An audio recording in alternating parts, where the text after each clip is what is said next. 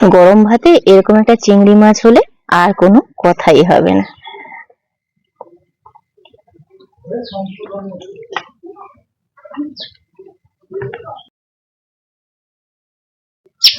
নমস্কার বন্ধুরা, আমার চ্যানেলে আপনাদের সবাইকে স্বাগত।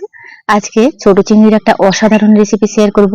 আপনারা বিভিন্ন রকমের চিংড়ি মাছের রেসিপি খেয়েছেন, এই চিংড়ি মাছের স্বাদ গন্ধ সম্পূর্ণ আলাদা এই রান্নাটার। আর খুবই সাধারণ মশলা দিয়েই বানাবো। চলুন দেখে নেওয়া যাক এই সুস্বাদু এবং অসাধারণ এই চিংড়ি মাছের রেসিপিটি কিভাবে বানাচ্ছি। এখানে নিয়েছি 250 গ্রাম চিংড়ি মাছ, খোসা ছাড়িয়ে নিয়েছি। আর 1 বাটি নিয়েছি নারকেল দুধ। এখানে আছে আদা রসুন কাঁচা লঙ্কা একসঙ্গে বাটা, একটা মিডিয়াম সাইজের পেঁয়াজ আধা বাটা করে নিয়েছি, কয়েকটা লেবু পাতা, একটা গোটা লেবু, এলাচ দারচিনি লবঙ্গ থেতো করা আছে, পরিমাণ মতন লবণ হলুদ, আর নিয়েছি কয়েকটা গোটা কাঁচা পাকা লঙ্কা। মাটির একটা পাত্র নিয়েছি, এতেই রান্নাটা করব। আর অলরেডি আমি সর্ষের তেল দিয়ে দিয়েছি।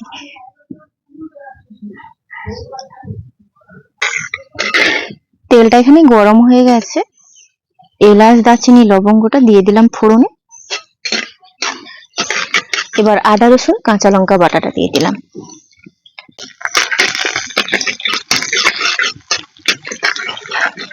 এবার দিয়ে দেব পেঁয়াজ বাটা।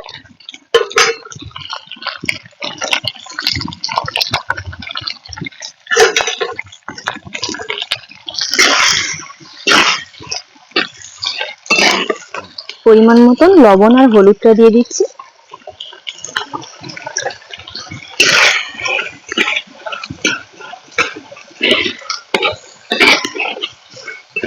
সামান্য একটু কাশ্মীরি লঙ্কার গুঁড়ো দিচ্ছি।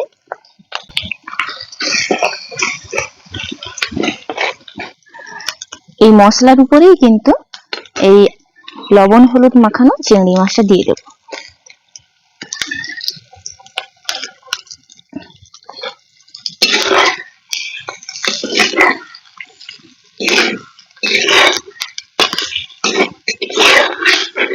এই কষাতে কষাতেই এর মধ্যে হাফ লেবুর রস দিয়ে দেব।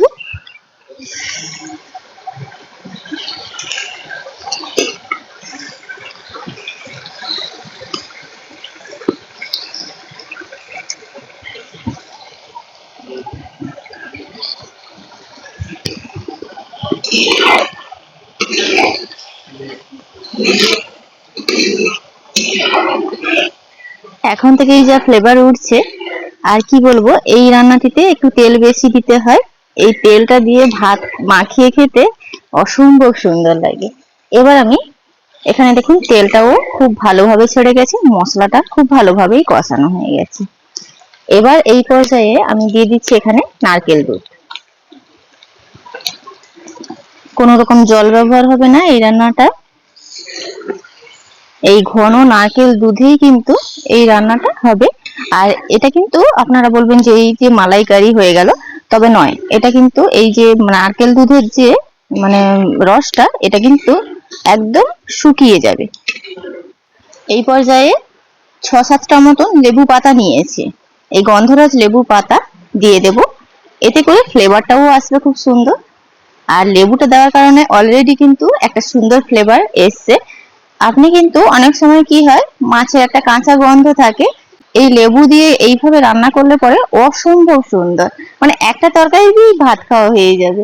আর গোটা কাঁচা পাকা লঙ্কা নিয়েছিলাম, সেটাও দিয়ে দিচ্ছি। এবার ঢাকা দিয়ে দেবো 5 মিনিটের জন্য। বাইরে বৃষ্টি শুরু হয়ে গেছে।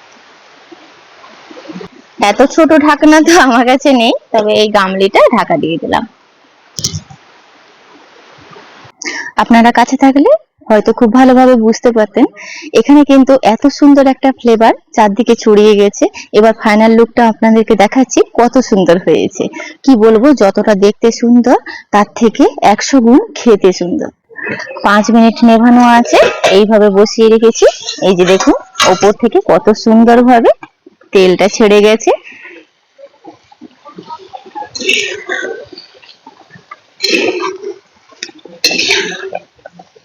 আমাদের সব থেকে মানে চিংড়ি মাছের এই রেসিপিটা, মানে আপনারা এটা তেল চিংড়িও বলতে পারেন। অবশ্যই এতে একটু তেল বেশি লাগবে, বড় চিংড়ি দিয়ে বানালে আরো ভালো হবে। এই পর্যায়ে কিন্তু নামিয়ে নেব।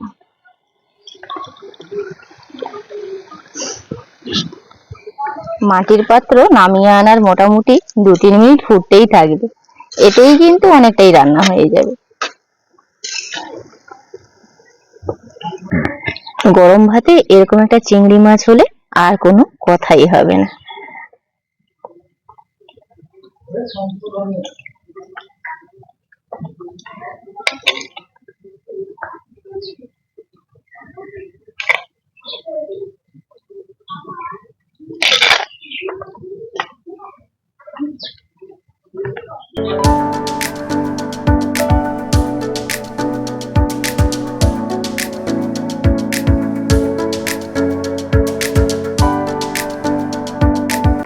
আজকের ভিডিওটি অসম্ভব সুন্দর, কিন্তু মাছ মাংস সমস্ত কিছু ফেল করে যাবে এমন একটা চিংড়ি মাছের রেসিপি থাকলে।